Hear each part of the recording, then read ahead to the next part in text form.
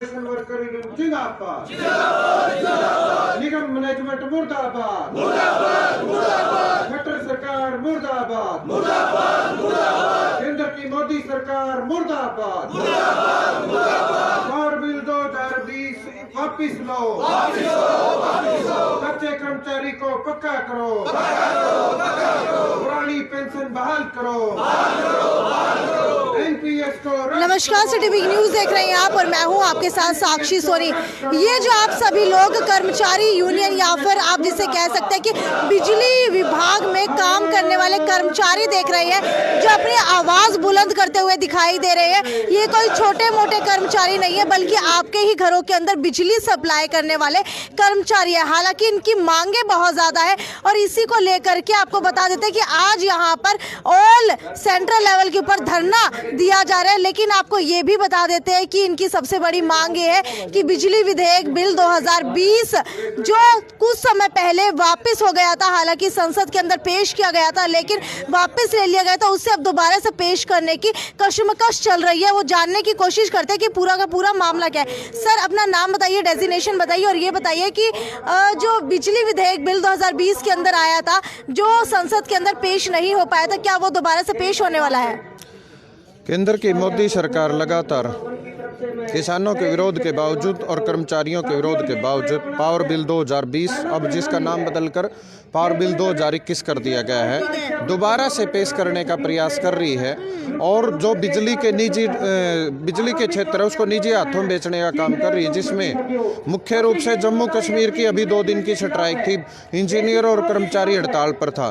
सरकार ने मुनाफे के जो उपक्रम है चंडीगढ़, जहाँ 100 करोड़ रुपए हर साल आमदनी है बिजली निगम को, उसको भी प्राइवेट कर दिया है। दादर, दीव, दमन, अंडमान निकोबार सभी के सभी सेक्टरों को प्राइवेट कंपनियों को बेचने का काम कर रही है। अभी केंद्र सरकार जो आम जनता के हित में नहीं उन विधेयकों को 23 विधेयक इस संसद में पास करने वाली है, उसका विरोध है। और बिजली कर्मचारियों का जब माननीय सुप्रीम कोर्ट के आदेश थे समान काम समान वेतनमान लागू करो, लेकिन अक्टूबर 2016 का आदेश है, 16 अक्टूबर 2016 का, उसे आज तक लागू नहीं किया गया है और कर्मचारियों के बीच में ठेकेदार ला के छोड़ दिए हैं। और अब वाला जो ठेकेदार है वो तो ना ईपीएफ जमा करा रहा है ना ईएसआई जमा करा रहा है।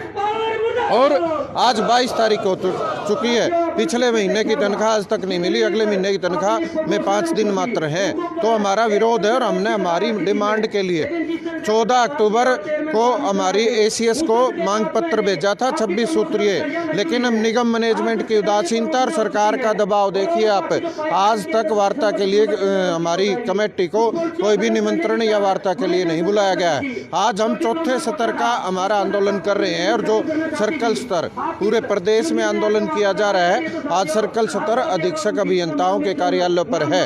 अगर सरकार एसीएस और बिजली कर्मचारियों बातों का समाधान नहीं करती है, अगला हमारा आंदोलन 12 जनवरी को 5 जनवरी से स्टार्ट हो रहा है, 5 को पंचकुला में होगा, 12 जनवरी को है हमारा हिसार जोन में है, जोन सतर का है, उसके बाद 19 जनवरी का रोहतक में है और फिर गुड़गांव जोन का हमारा है 28 को जनवरी को। तो हम ये आंदोलन आगे बढ़ता जाएगा और इसके बाद आगे जो बड़ा फैसला लेने पर सरकार के खिलाफ मजबूर होंगे बिजली कर्मचारी। इसलिए आज का ये आंदोलन है और इसलिए आज हम यहाँ पे प्रदर्शन अभी शांतिपूर्वक प्रदर्शन कर रहे हैं। हम किसी प्रकार की बाधा उत्पन्न नहीं कर रहे हैं, ना किसी प्रकार का काम अव्यवस्थित कर रहे हैं और सरकार फिर भी हमारी बातों को नहीं सुनना चाहती। ठीक है, आपसे जानना चाहूंगी कि निजीकरण की बात की जाए तो सरकार हर एक चीज का निजीकरण कर रही है, लेकिन बिजली विभाग का निजीकरण करके सरकार को क्या फायदा होगा? ऐसे मैडम, ये जो सरकार है, सरकार बिजली बोर्ड को प्राइवेट हाथों में क्यों देना चाहती है? क्योंकि जो सरकार के जो चाहते हैं बड़े बड़े जो पूंजीपति हैं, उन पूंजीपति को जो कि जनता का शोषण करते हैं। अगर बिजली बिल 2020 पूर्ण रूप से लागू होता है तो आम आदमी और किसान से बिजली की पहुंच से दूर हो जाएगी। इसलिए हम कर्मचारी इसका विरोध करते हैं और जब तक ये कानून वापस नहीं होगा हमारा आंदोलन जारी रहेगा। ठीक है, आपसे जानना चाहूंगी कि बिजली बिल 2020 के अंदर क्या मुख्य चीजें जो है सरकार नई लेकर के आई है? ये लागू होने से जो आम आदमी अपना गुजर बसर कर रहा है, इतने महंगी हो जाए बिजली कि उसको बिजली नहीं मिल पाएगी। साथ साथ किसान का भी यह हाल होगा, वहाँ जो ट्यूबवेल का काम है और बिजली वो उनके पहुँच से बाहर हो जाएगी और पूंजीपति लोग जो इनके नज़दीक के हैं वो इसमें भरपूर फायदा उठाएंगे। ये तो है कि महंगी हो जाएगी, लेकिन इस विधेयक के अंदर सरकार लेकर के क्या आई है? इस विधेयक के अंदर जो फ्रेंचाइजी है, अभी जैसे लाइसेंस हमारे बिजली बोर्ड के पास है बिजली बेचने का, उसके बाद लाइसेंस जो प्राइवेट फर्म के पास चले जाएंगे। जो सब्सिडी मिलती है 100 यूनिट तक रेट है हमारा 2 रुपये 70 पैसे, 100 से 300 तक का रेट है 3 रुपये 78 पैसे, और 300 से 500 तक का रेट है 4 रुपये 95 पैसे, और फिर 500 से 800 तक का रेट है 7 रुपये 25 पैसे। वो रेट फिर हमारा एक रेट स्लैब सिस्टम नहीं होगा, सब्सिडी खत्म हो जाएगी। जैसे टावर की कंपनी आई है ना संचार वाली, वैसे संचार वाली कंपनी आ जाएंगी। तो आज BSNL का क्या हाल आप देख सकते हैं, क्योंकि BSNL को पावर नहीं दी गई, और जो भी मान लो वो थे उपभोक्ता, मतलब अच्छी सुविधा करके 24 घंटे सप्लाई है, और सप्लाई इन्हीं पोल से जाएगी, लेकिन लाइसेंस ही आ जाएंगी। बिजली बोर्ड का जो सबसे मतलब कमज़ोर स्थान होगा ना, वो उनको दिया जाएगा। जो मलाईदार सब डिवीज़न होगी, मलाईदार फीडर होगा, वो सारा प्राइवेट फर्म को चला जाएगा। घाटा सिर्फ बिजली के पास रहेगा और सारा सिस्टम डंप हो जाएगा। उसके बाद में जाके ये कह देंगे हमारे रेंज से बाहर है, जैसा कि उड़ीसा में अब हो रहा है, वहाँ से कंपनी छोड़ के भाग चुकी है। इसके नुकसान ये होंगे, और किसान को जो 25 पैसे सब्सिडी मिलती है, 25 पैसे यूनिट पर बिजली मिलती है, बाकी सब्सिडी है,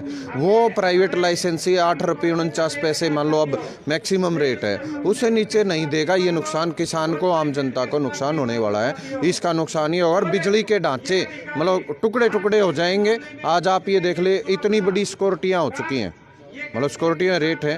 ट्यूबवेल के जो कनेक्शन किसान ले रहा है, मतलब लाखों रुपए जमा करा रखे 2018 में दिसंबर में कराए थे, अब तक कनेक्शन सरकार जारी नहीं कर रही है। हमने एस्टीमेट बना दिए, पैसे भरवा लिए, लोग हमारे से आके रोजाना झगड़ते हैं किसान, तो कनेक्शन जारी क्यों नहीं करवा रहे? पैसे देने के बाद भी ये कह रहे हैं घाटा है, घाटा है। और इसके साथ साथ RTS का सिस्टम लेके आई है सरकार, right to service. Right to service हम मानते, अच्छी बात है, टाइम पे उपभोक्ता को सुविधा मिलनी चाहिए, लेकिन जापान वाला सिस्टम ये लागू करना चाहते हैं, अमेरिका वाला करना चाहते हैं, लेकिन हमारे पास सुविधा ही नहीं है। गाड़ी हमारे पास नहीं, ट्रांसफार्मर चढ़ाने के लिए चैन ब्लॉक हमारे पास नहीं है, हमारे पास औजार नहीं है, हमारे पास दस्ताने नहीं है, हाँ, और लाइनों के मतलब 70 की 72 की 68 की लाइनें खड़ी हुए, तार रोजाना टूट जाते हैं, फ्यूज लगाने के लिए तार नहीं है, मेंटेनेंस के लिए सामान नहीं। हम ये कहना चाहते हैं, राइट टू सर्विस लागू करने से पहले जो कर्मचारियों की मूलभूत सुविधाएं हैं, या स्टोर में सामान होना चाहिए, जाए स्टोर से निकलवा लाए और जाके लगा दिया, वो सामान नहीं। इसलिए राइट टू सर्विस का भी हमारा मतलब विरोध ही है एक किस्म से। ठीक है सर, आपसे जानना चाहूंगी कि कुछ समय पहले आप लोग ये भी मांग कर रहे थे कि अगर कोई कर्मचारी कोई भी इलेक्ट्रिसिटी का कनेक्शन ठीक करने के लिए पोल के ऊपर चढ़ता है, अगर उसकी मृत्यु हो जाती है तो उसे मुआवजा दिया जाए। क्या इस विधेयक के अंदर इस तरीके का भी कुछ लाया गया है?